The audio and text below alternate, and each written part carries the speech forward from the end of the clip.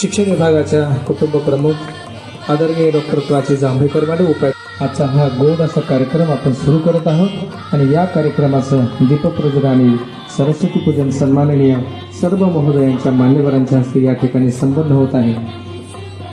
मुंबई महापालिकेच्या या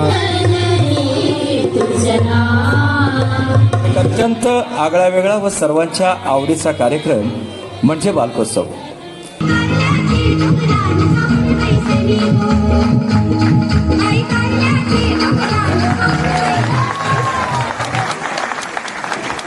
विद्यार्थ्यांना कार्यक्रमात सहभागी झाल्याबद्दल ₹10,000 रोख आणि बालकोत्सव व पथनाट्य स्पर्धा, बक्षीस वितरण समारंभ.